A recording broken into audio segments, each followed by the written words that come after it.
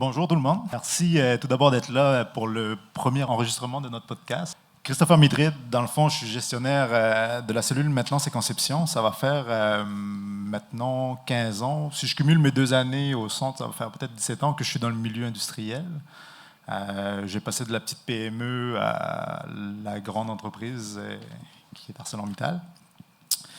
Et je voudrais faire un petit thumbs up dessus le volet créativité qui avait été mentionné tantôt dans le gaspillage, parce que le podcast a découlé d'une idée justement à l'interne pour partir comme un genre de balado sur la maintenance. Comme vous savez, on est comme une région éloignée. Souvent sur la route, on écoute beaucoup de playlists de musique, mais souvent dans notre domaine qui est la maintenance, on n'a pas vraiment de ressources sur les plateformes. Alors l'idée était venue de créer un podcast là-dessus. On a commencé un peu, on va dire, à l'envers. On aurait dû faire comme un premier épisode qui présenterait, c'est le but du podcast. Mais vu qu'on aime ça, le défi, on a dit on va aller enregistrer directement notre premier épisode en live en plus. Alors, ça met un peu plus de pression à le réaliser. On se lance, pas de filet. Ouais, puis merci à Patrick de t'avoir lancé avec nous, là. À la fin, ça me fait plaisir. Bon, c'est super. Dans le fond, moi, je suis l'animateur. On a décidé d'avoir un co-animateur pour le podcast. Oui, moi, c'est Éric Sénéchal. Je suis directeur à l'ETMI. Puis on trouvait que ça améliorerait peut-être la dynamique d'être à 3 sur le podcast. Moi, je vais avoir le rôle facile aussi en plus. Là, je vais pouvoir des fois être du côté animateur, des fois du côté invité, relancer une question ou relancer sur l'expérience qu'on peut avoir, surtout qu'on a travaillé ensemble. Et aussi, si j'aimais la chicane pogne, ben, je me suis placé entre les deux pour pouvoir vous séparer. Ouais, merci beaucoup. Je pense pas qu'il y a de chicane, parce que moi, le premier invité, dans le fond, qui m'est venu en tête pour le podcast, Patrick Girard. Dans le fond, c'est quelqu'un que je connais depuis longtemps. On a quand même une couple d'années de partager dans le milieu de la maintenance. Dans le fond, je vais laisser Patrick se présenter. Ben, merci. J'ai déjà eu une grosse présentation, mais qui je suis un peu, 14 ans en maintenance, un petit peu moins que Christopher, mais bon, je chaude peut-être mes années d'étudiant ou que je qualifie d'apprendre le langage de mécanicien dans un garage d'équipement lourd. Ça a l'air spécial de dire ça comme ça, mais tout ce langage-là que tu apprends jeune t'aide plus tard après à rentrer en relation avec les gens. Comme M. Tremblay le disait tantôt, là, c'est beau toute la technologie, tous ces items-là, mais la maintenance puis une business, mais ça va rester des gens. Fait que rentrer, être capable de parler le même langage que les gens puis rentrer en relation avec les gens, ben ça reste la base. Fait que 14 ans, le gros justement de ces années-là, c'est de s'assurer que tout le monde est impliqué en maintenance. Tu sais, c'est pas la job du chef de service ou du directeur qui est responsable de la maintenance. La maintenance, c'est la job de tout le monde. Si l'opération ne collabore pas, si le procédé ne collabore pas, si on n'est pas une équipe usine ou une équipe secteur pour faire la maintenance, ben la maintenance, c'est bien dur à vivre. Super, merci beaucoup, Patrick. En passant, le podcast, dans son ensemble, nous autres, on veut vraiment partager l'expérience des gens, comme tu l'as bien mentionné. C'est vraiment de rendre ça chaleureux, puis de se créer comme une petite communauté où que le monde va pouvoir aller nous écouter, nous suivre. Éventuellement, peut-être qu'il y a des bonnes idées qui vont découler, puis pouvoir les appliquer dans le milieu aussi. Ça ressemble...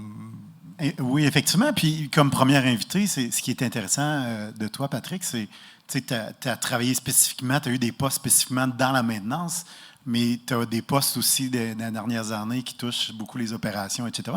Ça va être le fun. Tu as déjà abordé le sujet, mais de voir comment ça se marie, tout ça ensemble, c'est que je pense que c'est un bon départ. Y a-t-il des défis présentement Quand je t'ai texté ce matin, j'étais comme Ouais, est-ce qu'on va-tu se voir aujourd'hui ou je vais trouver un invité spécial dans la scène? Faut dire que je gère une usine en démarrage, puis Christopher était un peu nerveux. Il m'a texté à 9h15 et dit Tu viens-tu aujourd'hui? Oui, je m'en viens, j'embarque dans le char. Là. C'est pour ça que Martin il a pris plus de temps. Fait que, une usine en démarrage, ben c'est ça. C'est d'apprendre à connaître l'usine, mais aussi d'assurer d'élever le jeu de tout le monde. Tu sais, là, il n'y a pas personne qui peut nous dire la recette présentement, de dire Hey, comment est-ce qu'on fait ça? Non. Il faut se servir de la créativité, comme Martin disait. Créativité de tout le monde pour voir comment est-ce qu'on fait ça, comment est-ce qu'on est capable de bâtir la maintenance, mais aussi l'opération qui est en lien avec ça, pour arriver à un produit qui fait du sens en bout de ligne. Super, ça, merci. L'usine Carbonity? Oui, grosso modo, qu'est-ce qu'on fait et qu'est-ce que c'est? Exact. Ouais. C'est pas mal nouveau pour tout le monde. C'est une usine, c'est un procédé de pyrolyse. Dans le fond, on chauffe de la biomasse, des copeaux de bois, des écorces, en environnement très réduit en oxygène pour carboniser le matériel. Fait qu'on fait du biochar qui est utilisé pour amendement de sol, mais on fait aussi du biocarbone. J'ai cru comprendre qu'il y a beaucoup de gens à l'Alouette. Fait que si vous voulez faire des anodes un peu plus vertes, il va y avoir du biocarbone disponible dans la région. Fait que c'est un peu ça l'idée, c'est de nous aider à décarboner l'industrie.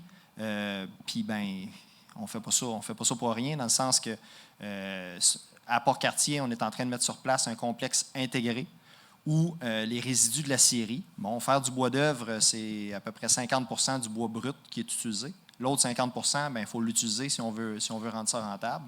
Donc, Carbonity en est un joueur. Puis il y a aussi Bioénergie qui est en place depuis 5-6 ans, qui produit de l'huile pyrolytique, un remplacement de bunker. C'est-tu une première usine pour Carbonity ou il y a déjà des sœurs jumelles ailleurs dans le monde? Il y a une sœur qui est une usine pilote, si on veut, à Bécancour, où la technologie a été testée pour voir qu'est-ce qui marche, qu'est-ce qui ne marche pas. On est vraiment la première usine au niveau industriel pour ça. Puis l'enjeu, on est ici pour la maintenance, là, mais toujours un petit peu de procédé et d'opération en arrière de ça. L'enjeu dans pyrolyse, c'est surtout de s'assurer qu'on n'a pas de volatiles organiques puis de HAP qui sont produits. Donc, c'est le procédé qu'on a présentement à Port-Cartier nous permet d'être très stable à ce niveau-là. C'est que l'enjeu maintenance va être super important pour ça. Puis vous n'avez pas de modèle, tu pars de zéro, puis tu as tout pensé à ça. Tu pars de zéro, là, Éric, tu ne devrais pas mieux décrire comment je suis arrivé en décembre. Ou à chaque question que je posais, on a-tu ça? On a-tu un plan de recrutement? On a-tu un plan d'entretien? C'était toujours non. Puis la question, c'est, on allait te poser la même chose, Patrick, genre? C'est ça. Qu'est-ce qu'on fait, Patrick, par rapport à ça? OK, on starte la créativité. OK, super. Ça va partir à quasiment -1, dans le fond. Oui, c'est ça. OK. Le domaine est comme pas vraiment pareil, tu sais, par rapport à ton expérience au niveau minier, puis là, tu es rendu vraiment, on va dire, dans des procédés un peu plus industriels de pointe, parce que, comme on voyait tantôt, peut-être le volet assurance qualité doit être important aussi au final. Par rapport à tout ton vécu au niveau minier puis autres, je ne sais pas si tu aurais des petites anecdotes peut-être que tu voudrais nous partager, ou des incidents marquants par rapport à ce que tu as vécu genre sur le terrain. Je vais t'arriver avec ça, puis j'arrive par un petit détour. Là. Oui. Le défi dans le milieu de la maintenance, quand tu arrives, puis tu es un jeune qui a de la drive, puis tu veux que ça marche, c'est de bâtir ta crédibilité. Puis bâtir la crédibilité, ici, il y a une trentaine de personnes, quarantaine de personnes, il y a 40 experts en maintenance. Tout le monde a un certain niveau de crédibilité de maintenance, puis il faut comme que tu essaies de convaincre les autres que tu es crédible en maintenance. Mais ça se passe en jasant avec les gens, en parlant avec les gens, en apprenant, puis en échangeant les idées, les bonnes pratiques, puis aussi en faisant du pouce sur les bonnes idées des gens. Ça permet à ces gens-là d'avoir confiance en toi puis de bâtir la crédibilité. Puis là, avec la crédibilité, on est capable d'aller un peu plus loin puis de monter des départements. Pour ajouter un petit peu au niveau des anecdotes, là, pour faire du pouce sur ce que tu disais, une anecdote qui est c'est pas une anecdote comme quelque chose, un item qui m'a marqué dans ma carrière, c'est il faut réussir à transférer le message pour que tout le monde comprenne le même message. Je donne un exemple. Je suis en charge d'un département, puis l'équipe ne comprenait pas toujours le niveau d'urgence qu'on avait à intervenir sur un équipement. Oh, mais là, on fait un shutdown par mois, puis on est à la course. Pourquoi qu'on est à la course? Si ça. Ben là, il dit, ouais, mais tu sais, le minerai, ça va descendre pareil, il n'y en a pas de problème. Mais quand tu te mets à transférer le sentiment que toi, tu as comme gestionnaire dans leur langage à eux autres, bien là, les choses commencent à bouger. Quand on commençait à dire, ben OK, quand on arrête, ça coûte 50, 60, 100 000 $ de l'heure. Oh! Ah là, les yeux se sont mis grands, puis ouais, et les oreilles sont ouvertes, puis on dit, OK, ouais, c'est vrai, hein, faudrait qu'on fasse quelque chose, puis il faut qu'on s'améliore, parce que chaque minute, ben c'est notre paye qu'on laisse tomber à terre. Fait que, tu sais, ça, c'est le genre de petite anecdote banale, mais qui permet de donner du sens au travail des gens, puis qui fait qu'après ça, ben, tout le monde pousse dans le même sens. Ça, c'est sûr et certain qu'on ne connaît pas vraiment le résultat d'un arrêt ou qu'est-ce que ça peut engendrer. Là. Souvent, le monde, ils sont comme moins réticents à aller de l'avant ou ils n'ont pas le sentiment d'urgence pour repartir. Savoir qu'une multinationale a fait un EBITDA, là, ça ne motive personne. Non, c'est à part l'investisseur qui voit ça rentrer. Là, mais sur le terrain, là, comment est-ce qu'on fait pour donner du sens à ça aux gens? Ben, c'est une des manières. Puis l'autre manière, ben, c'est d'écouter les gens. Tu sais, il y a une anecdote, puis là, je vois Jean-François en arrière. Là. C'est un événement qu'on a travaillé ensemble. Des gens on avait eu un bris, un gros bris.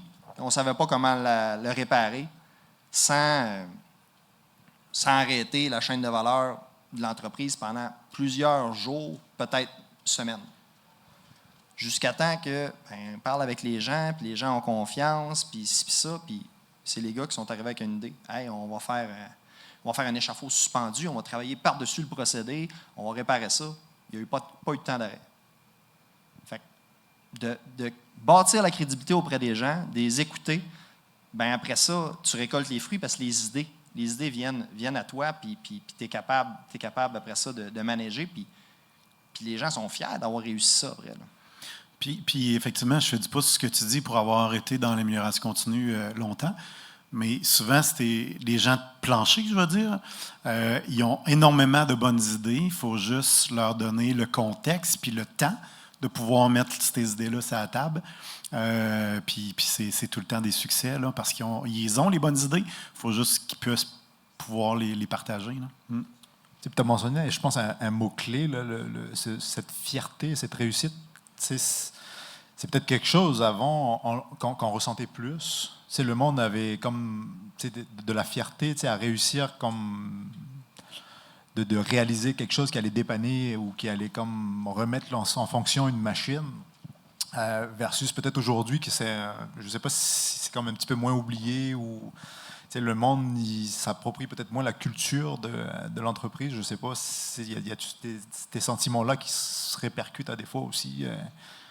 Bien, tu sais, une urgence, c'est super motivant. Hein? Il y en a les pompiers, là, on en connaît pas mal. Des firefighters. C'est super motivant. Tu as l'adrénaline. Ouais. Faire un PM, là, c'est bien rare que tu as de l'adrénaline à faire un PM. Mais c'est ça justement qu'il faut apporter aux gens. Tu sais, un autre exemple, peut-être une autre petite anecdote. Je m'occupais d'un département de maintenance, puis j'avais beau prendre mon bâton de pèlerin à tous les jours et dire il faut faire les programmes d'entretien, le donner dans le discours, le mettre dans les objectifs des contremaîtres, ça ne levait pas tant. Jusqu'à temps que j'ai eu assez de données, assez de data pour leur faire voir l'impact que ça avait. Puis le data, c'était pas bien compliqué. Là. On faisait un graphe à chaque semaine du respect de nos programmes d'entretien qu'on avait fait à chaque semaine. Puis avec les collègues, on a eu l'idée de superposer ça, les bris qu'on avait eus dans la dernière année.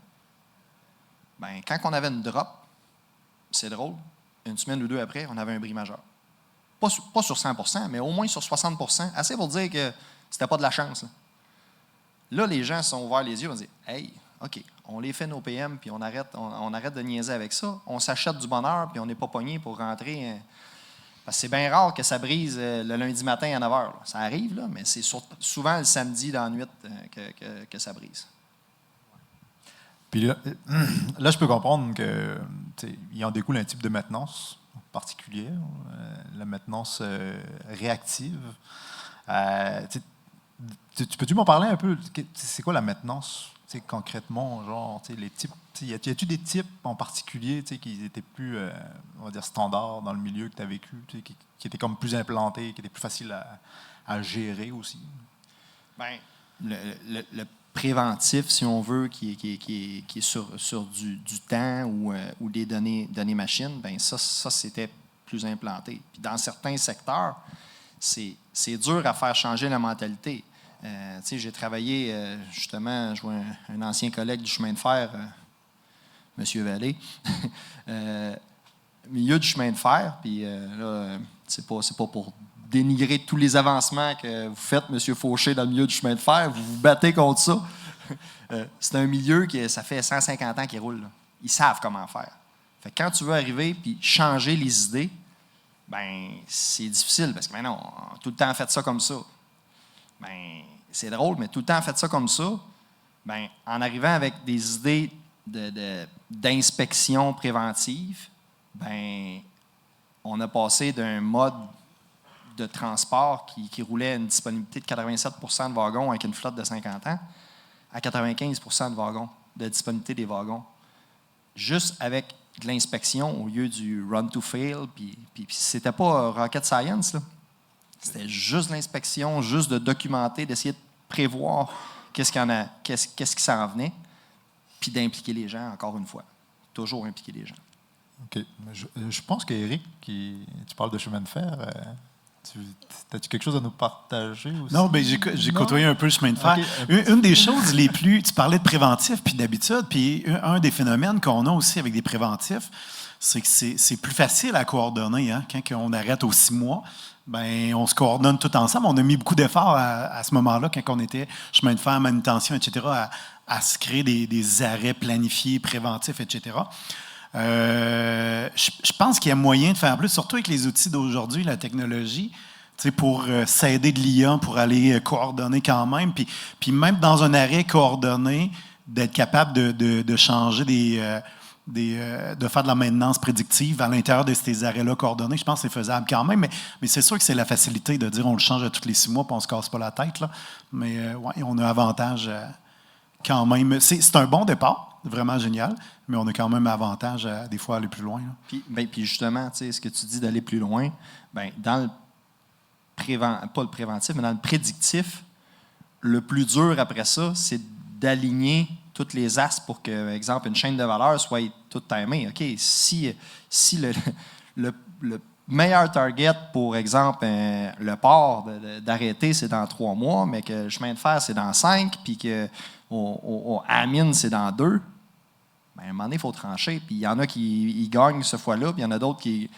On ne peut pas être tout le monde sur le target quand le but ultime, c'est toute la chaîne de valeur. Ça aussi, il faut en prendre compte là-dedans.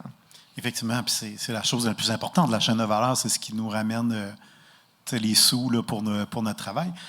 Puis on est pris, j'aime pas l'expression on est pris ensemble, mais on est mariés ensemble. C'est qu'il faut qu'on s'entende, puis on a tout avantage à bien s'entendre pour l'entreprise. Super, merci. Au niveau la maintenance, dans les domaines concernés, là, comme on parlait de... Qu'est-ce que tu en penses? C'est-tu la même partout? Là, on parle du domaine minier, là, on parlait un peu plus du domaine forestier, mais c'est comme en deux, c'est comme plus production ou procédé. Forestier, c'est de la médecine de brousse. Hein? C'est la médecine de brousse. Je pense pas que tu fais de la médecine de brousse présentement. Non. C'est pas vers là que je veux tendre. Mais l'usine à côté, oui, je pense. Hein. Démarrage, c'est un peu de la médecine de brousse. Là. Mais je pense que la maintenance, ça peut être amené à des niveaux très élevés dans tous les domaines. C'est sûr que c'est pas tous les domaines comme, mettons, le nucléaire ou l'aviation que là, les gens, si tu le fais pas, les gens meurent. Là.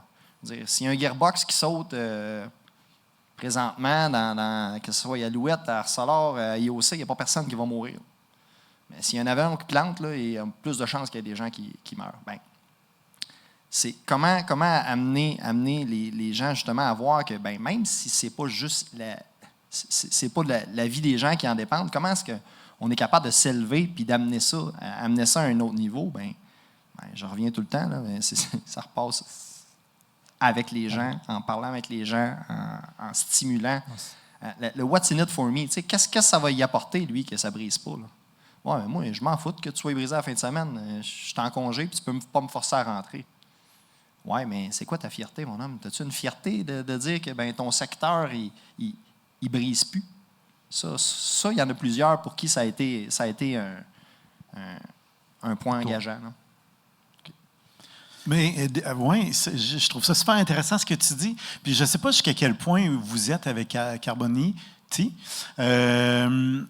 mais d'avoir des secteurs attitrés, etc., c'est-tu quelque chose dans lequel tu crois, puis dans l'orientation que vous allez prendre? Ou, parce que d'avoir mon secteur, ma fierté, de faire en sorte qu'il soit... Bref, t'avais-tu... Pour Carboniti, j'étais encore trop jeune. Là. Okay. J'ai des mécaniciens, des vrais, depuis 2 semaines. Okay. Ils ne se sont pas beaucoup attitrés encore de secteur. Là. Mais je l'ai vu dans d'autres endroits où j'ai travaillé, où c'est que quand tu as une personne, un mécanique, un électricien ou une électricienne qui s'approprie son secteur, qui s'approprie un équipement, il en va une certaine fierté. Puis aussi, comme gestionnaire, c'est plus facile pour toi de dire, regarde, hey, c'est à toi cette machine-là. Là. Comment tu fais pour améliorer ça? Comment est-ce que les gens se sentent plus concernés? M. Tremblay l'a dit, là, ce qui appartient à tout le monde appartient à personne. C'est vrai aussi pour les équipements. Ça appartient à tout le monde, tout le monde s'en fout. Ça peut être une bonne pratique puis de viser ça. OK, ouais, c'est intéressant parce que, dans le fond, le sentiment d'appartenance à l'équipement, je pense que quand tu achètes une voiture, tu dépenses de l'argent, tu t'assures de la garder le plus longtemps possible. C'est important. Ma voiture est assurément plus... je prends plus soin de ma voiture que les communautos à Montréal, exemple, là, ou qui appartiennent à tout le monde, effectivement. Oui, puis l'inverse arrive aussi. Il y a quelqu'un qui prend très soin de sa voiture, va prendre soin de ses équipements, mais il y a des gens qui prennent très soin de leurs affaires, mais quand c'est des affaires de la compagnie, ça les intéresse moins.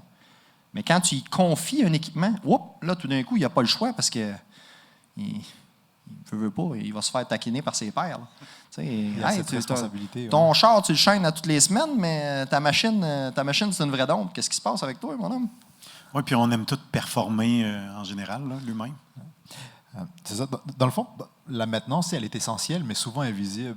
Puis on dirait que si je me remets un peu dans mon expérience vécue, on se demandait toujours, la maintenance, c'est une dépense. C'est vu comment, c'est perçu comment par une compagnie.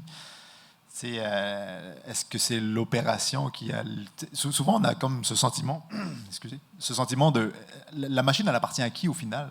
C'est qui va payer pour? Ouais. La maintenance, c'est un mal nécessaire? Non. C'est ça. J'aime pas bien ça, entendre ça. Encore là, pour réussir à avoir des gains, faut... Ce qui motive les gens au plancher, c'est de se sentir impliqués. Puis ce qui motive les gens du upper management, c'est les coûts. Fait que comment est-ce que tu réussis à ce que tes gens soient impliqués puis transférer ça en coûts? Un gestionnaire entre les deux, quelqu'un qui fait le pont entre ce que moi je voulais puis les employés, puis qui ont réussi à créer une chimie. Là, on a réussi à élever un département de vibration, un département de lubrification rapidement parce qu'on avait des gens qui se sentaient écoutés, qui étaient motivés, puis qu'après ça, on était capable, moi j'étais capable de documenter des gains et de dire « Hey, il faut continuer de mettre l'argent là-dedans, regardez ce que ça nous rapporte, regardez ce que ça nous rapporte. » Fait que, juste par des gens qui étaient motivés, des gens qui y croyaient, puis qui y croyaient à tous les niveaux intensément, ben on a été capable de montrer des gains. L'autre côté, un autre département, j'occupe un autre rôle. J'occupe le rôle de celui qui va donner l'argent. J'y crois. Je vais en mettre de l'argent. Mais en dessous, ça ne levait pas. Hey, j'avais un ancien département là, que j'avais été capable de leur donner cet argent-là. Là, il aurait viré ciel et terre. Eux autres, ils avaient tout l'argent. Ils n'étaient même pas capables de le dépenser. Parce que la croyance, la fibre là, en dedans d'eux autres n'était pas là pour que ça avance. Oui, les bâtons de pèlerin, peut-être qu'ils n'avaient pas traîné le bâton de pèlerin assez longtemps. Ouais, peut-être qu'il était à l'envers. Et puis, tu nous as parlé beaucoup. C'est une question, mais ce que j'aime depuis le début, c'est, tu dis, tu sais, adaptons notre langage, prenons un langage commun, autant, peu importe à qui on s'adresse. Bref, il faut adapter. C'est-tu, dans ce cas-là où ça n'a pas fonctionné, c'est-tu une question de langage ou c'était une question de vision tout simplement qui n'était pas là encore, qui s'est peut-être développée plus tard? Je cherche encore la réponse, okay. Éric. J'aimerais bien ça. J'y réfléchis beaucoup à cet aspect-là. Je pense justement que c'est le trait d'union entre la direction et le plancher qui ne réussissait pas à s'établir. Les gens sur le plancher, ils croyaient, mais après ça, les choses n'avançaient pas assez vite pour eux autres. C'est le trait d'union, j'aime ça. On a revenu souvent là-dessus, hein, sur la communication qu'il y a entre les deux, puis comment je te parle pour que tu me comprennes, comment tu me parles pour que je comprenne. Je pense que c'est vraiment la clé de la collaboration. Là. On est une espèce qui communique, puis quand ça ne communique pas, ça ne marche pas. Ouais, puis souvent, c'est dur. On va dire la transversalité, c'est correct, mais on va dire au niveau vertical, quand tu as des grosses business, c'est dur d'aller chercher l'approbation à des plus hauts niveaux, souvent rapidement. Quand tu as peut-être comme un sentiment d'urgence d'exécuter un plan en bas qui va marcher à merveille. Ben, tu vois, je le vois différemment. Là. Moi, je le vois que si les gens veulent, c'est pas avec l'argent que tu vas réussir. Tu vas réussir de court. Okay. Que même si tu mets de l'argent, ben, si les gens ils veulent pas tant puis ils croient pas tant, ben, ça ne marchera pas. Okay. C'est vrai. On est très créatif. Quand on veut arriver à nos fins, on est très créatif, même si on n'a pas de sous. On est encore plus créatif quand on n'a pas de sous. Quand on n'a pas de sous. Ouais, ben c'est clair que la créativité elle prend tout son sens dans ce temps-là. Hein. On peut parler de maturité, dans le fond, au niveau de l'implantation du prédictif. Tu disais que tout le monde était prêt à s'élever là-dedans. Dans le fond, là, tu viens de marcher tu montes une autre marche là, au niveau de la maintenance. C'est au niveau prédictif, quand tu commences à faire de l'analyse d'huile, de l'analyse de vibrations, les gens ils sont sensibilisés. Quand même, c'est pas tout le monde qui était prête. Là. Non, c'est pas tout le monde, mais tu as des leaders à l'interne qui sont capables. 40 gars, là, et t'as pas toutes prêtes. Là. Si tu attends que tout le monde soit prêt, tu n'avances pas.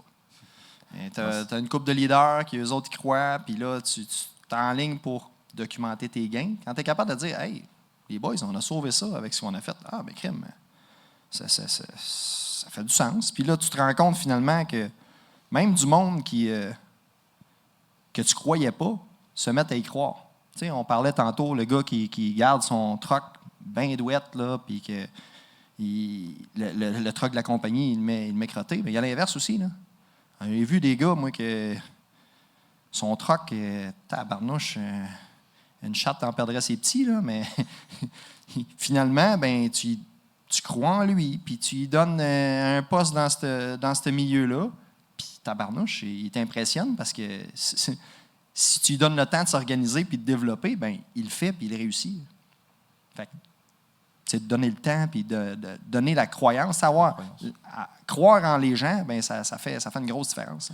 J'imagine aussi chaque personne dans une chaise pour lui. Il y a des gens qui vont, on parlait de pompiers tantôt au relève avec Martin. Il y a des gens qui sont nés pour être dans la relève, dans l'urgence, etc., ou qu'on va vouloir les cibler, les mettre là parce qu'ils sont super bons.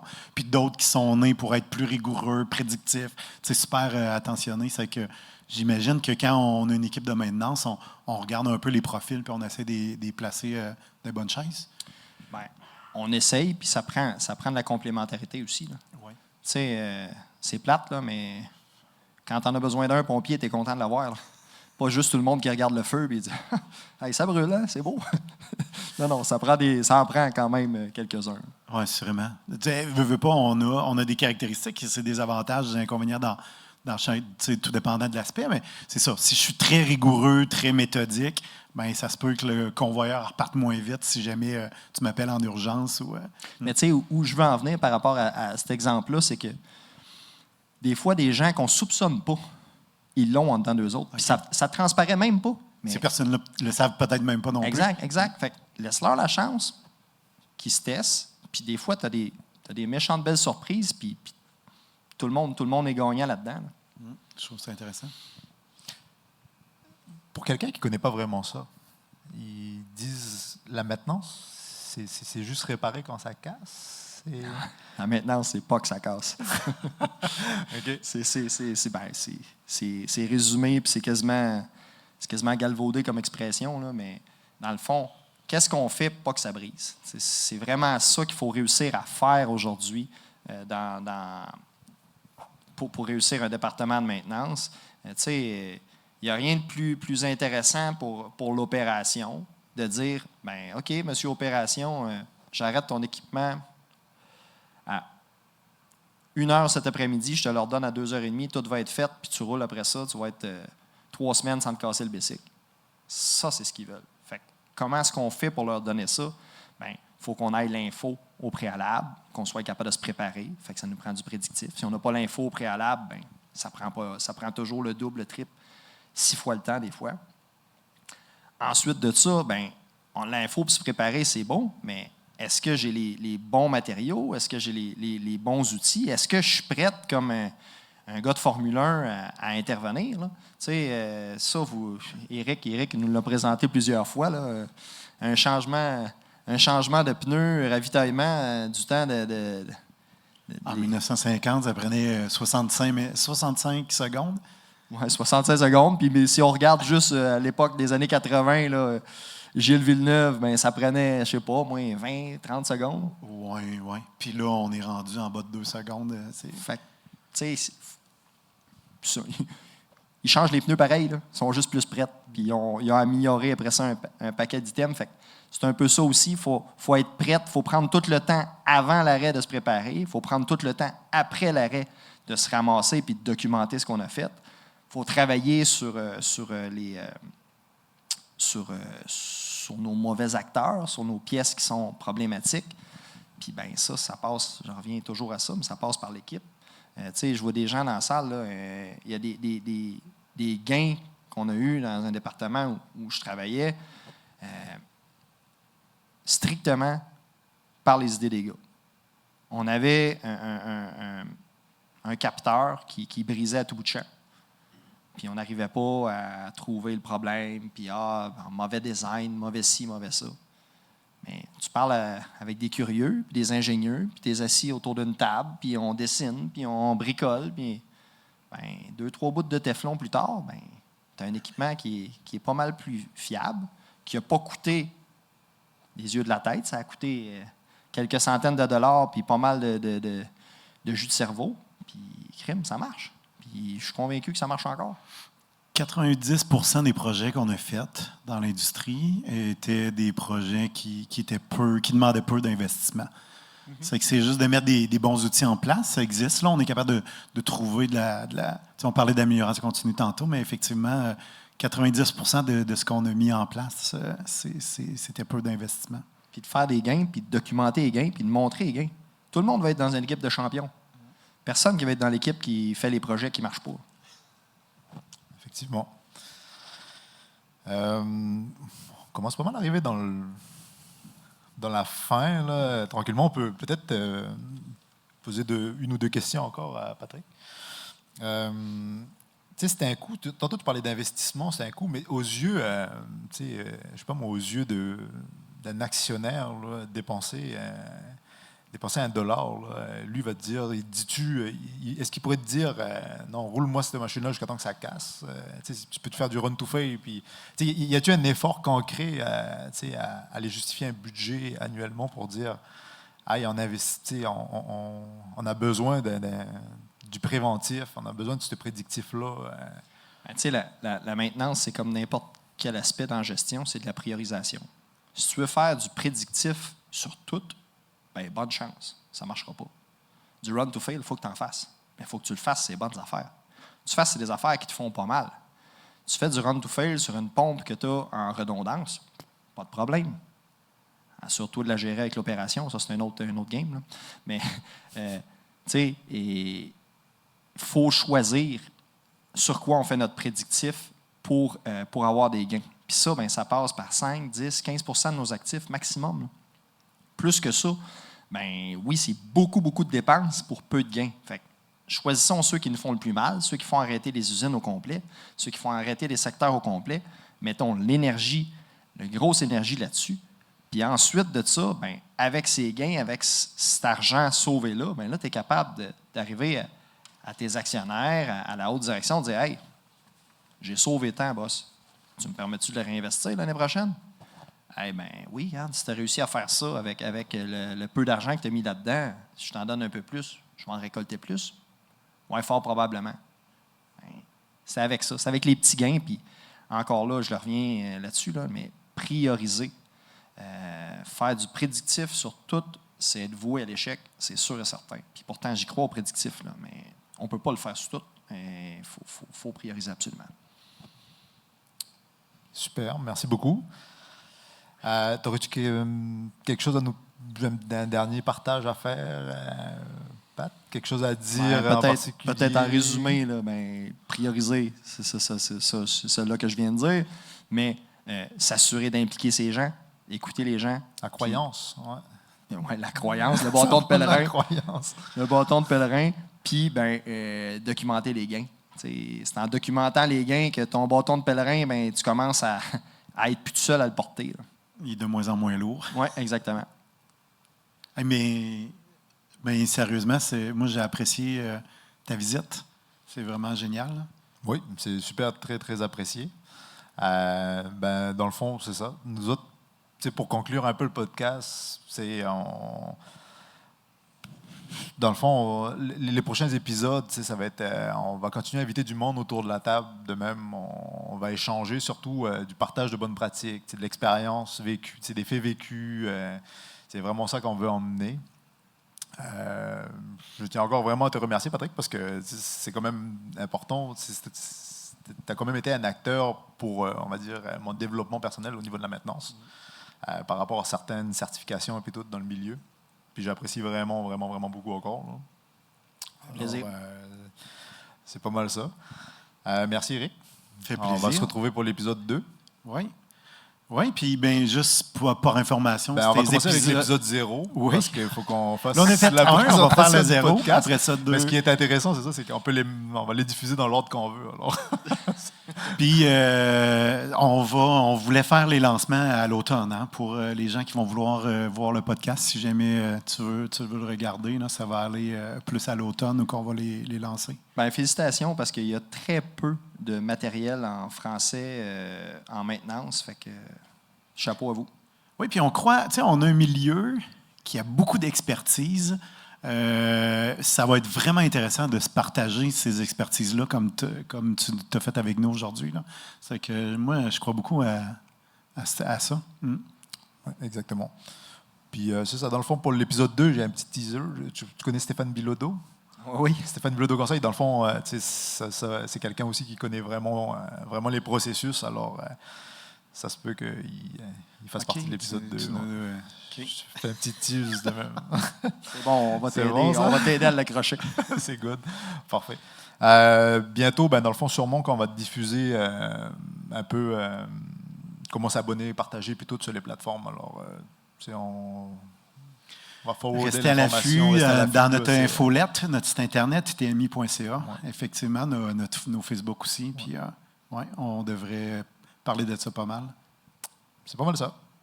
Merci. Merci d'être venu entre deux maintenances. Oui, merci. Merci tout le monde. Merci tout le monde pour le remettre.